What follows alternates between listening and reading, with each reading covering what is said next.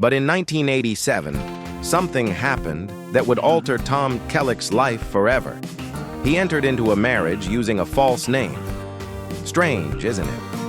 A water use controversy, a tragic helicopter accident during filming, and a son struggling with addiction would follow. By 2025, Tom admitted on live television that everything he built was at risk of slipping away. This is the story of a man who once seemed to have it all, only to watch his world slowly fall apart. Will he ever regain what he's lost? Drop a 1 in the comments if today's story moved you, or 0 if you feel differently. And don't forget to like, share, and subscribe to stay with us. Because this journey isn't just about loss, but the quiet moments still unfolding behind the scenes. Tom Selleck was born on January 29, 1945 in Detroit. His mother, Martha, stayed home to raise the family, while his father, Robert, worked as a real estate investor. During those years, Robert also served in the military, working on a B-29 bomber during World War II. Tom was the second child. His older brother Bob had been born in 1944, and later came 2 younger siblings, Martha and Daniel. They lived in Detroit, a city packed with factories and constant noise. But Tom's childhood was about to change completely. In 1948, when he was just 3 years old, his father made a life-changing decision.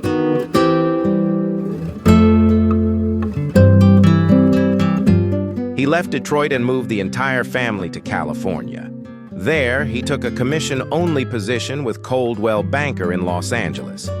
That meant no salary and no guaranteed income, just pure risk. They settled in Sherman Oaks, which at the time was still mostly farmland. Robert believed California held greater possibilities, and eventually that gamble paid off. By 1960, he was earning $70,000 a year in commissions, nearly equal to a president's salary at the time.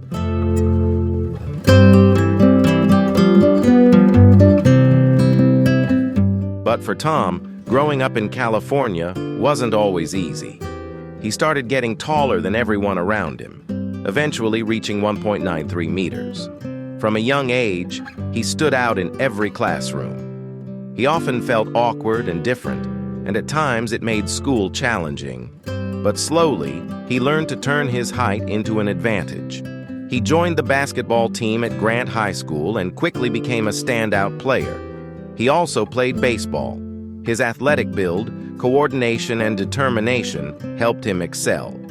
But that didn't mean his life was smooth. When Tom was 17, something happened that nearly changed everything for him.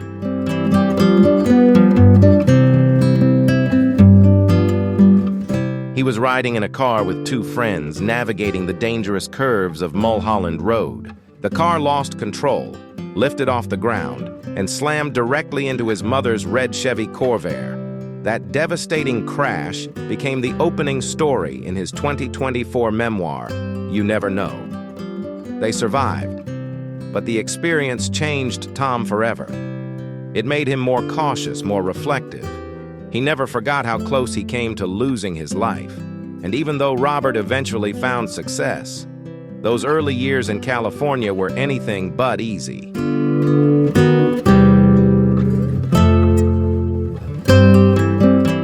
The family struggled just to get by, so Tom went to work.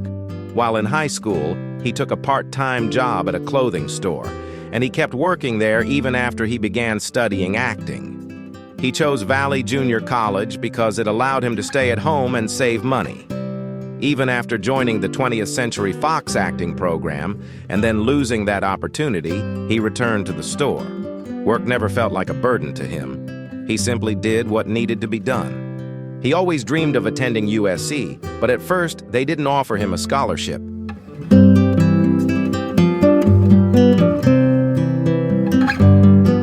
He even turned down a full basketball scholarship to Montana State University because he was so determined to get into USC. So he worked, saved what he could, and started out at Valley College. In 1965, he was finally accepted into USC. He played on the basketball team, but scored only 4 points across 7 games. The following season, he didn't score at all in 3 appearances. Coaches said he was fast, but needed stronger defense. His sports dreams faded almost as quickly as they began.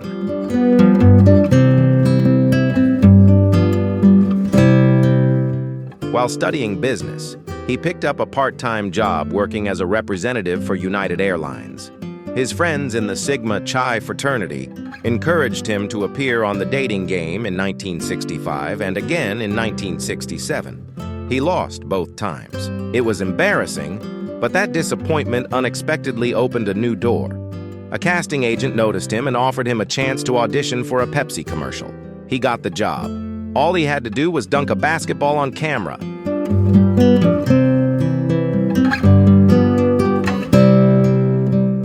He drank so much Pepsi during filming that he ended up vomiting. But the $1,000 he earned from the commercial led to an invitation from 20th Century Fox. Then the Vietnam War changed everything. In 1967, Tom received his draft notice. Instead of heading overseas, he joined the 160th Infantry Regiment of the California National Guard. He served for 6 years, from 1967 to 1973, rising to sergeant and later earning a commission as a second lieutenant after training at the California Military Academy. At one point, he even helped respond to the Watts riots in Los Angeles.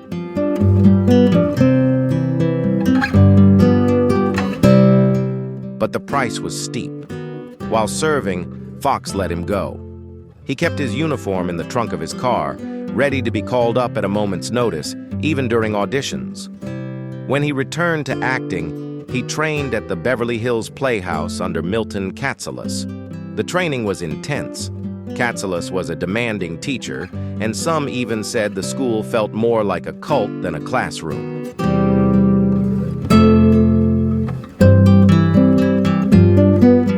Students had to stand and clap every time he entered the room. He shouted, pushed, and pressured them. He even told actors to pull their own hair to show anger. Some called him abusive, while others admired his brilliance. But Tom kept going. He endured it all. Although he never joined Scientology, many believed Katselas used the class to recruit followers. To support himself in college, Tom worked as a model for Salem cigarettes. His tall, polished look was perfect for ads, which paid even better than his job with United Airlines.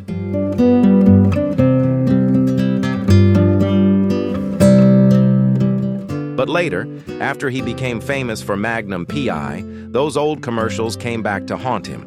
Reporters asked why he had promoted cigarettes, and he hated the questions. He didn't want to be remembered as the guy who sold cigarettes to teenagers.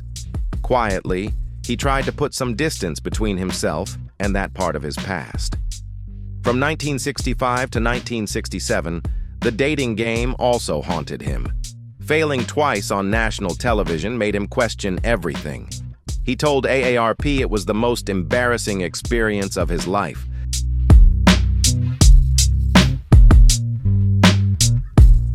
His looks didn't help, and neither did his charm. He began to feel like he didn't fit on screen. The second failure hurt even more than the first, and that memory stayed with him for years. In 1969, he finally landed a role on Judd for the Defense, a major breakthrough. But then something absurd happened. He was dropped from another show simply because he was too tall. At 193 meters, he towered over the other actors, and directors struggled to frame scenes with him.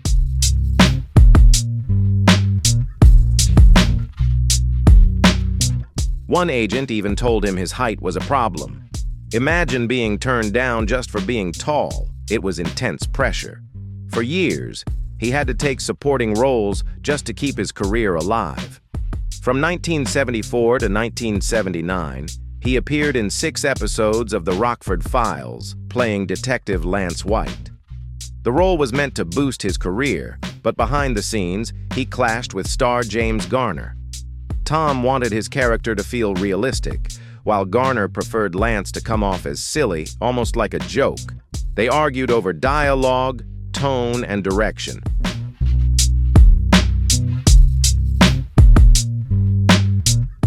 The tension was obvious to the film crew. Constant arguments made working together difficult.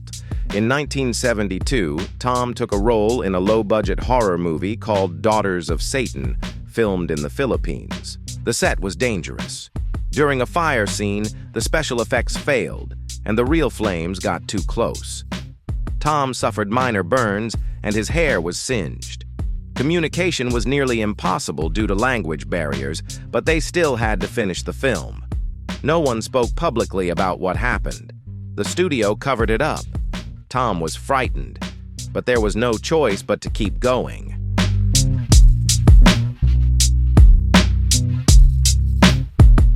In 1976, Charlie's Angels offered him a brief role. He played a boyfriend, but after just one episode, he was let go. Leonard Goldberg explained that Tom's height made the Angels look too small, and they claimed there was no chemistry. The show went on to become a hit. Meanwhile, Tom returned to doing commercials. Money was so tight that he owned only one suit, which he wore to every audition. Robert Salen, a TV commercial director, even noted that Tom wore the same suit before and after filming.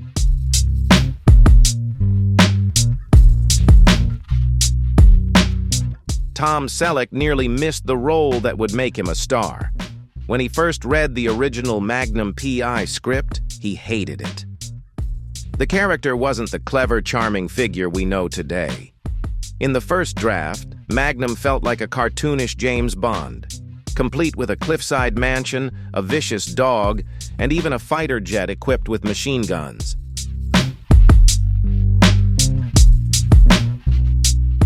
Selleck looked the producers in the eye and said, "I don't want to play a character like that."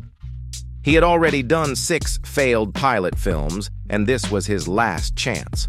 But he refused to compromise. He told Donald Belisario, "I want a funny character, not just action." Belisario listened and ended up rewriting the entire script even after filming had started.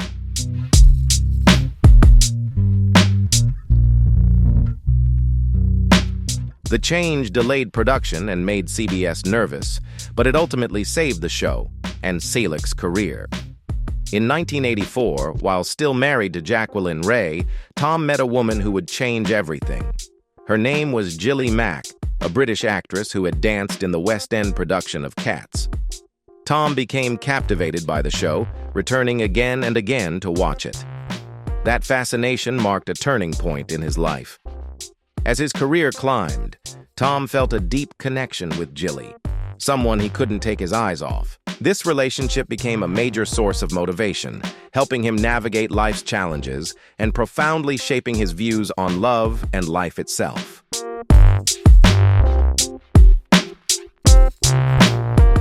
During this time, Tom kept returning to memories of Gilly and the moments he shared at the Cats musical. She became his passion, and much of his life seemed to revolve around her, from rewatching performances to constantly thinking about her. This quietly shaped Tom's life, even before he realized he was stepping into a new relationship, one full of challenges, yet thrilling in its own way. It was this love that sparked a shift in his life, opening the door to a fresh and captivating chapter filled with surprises.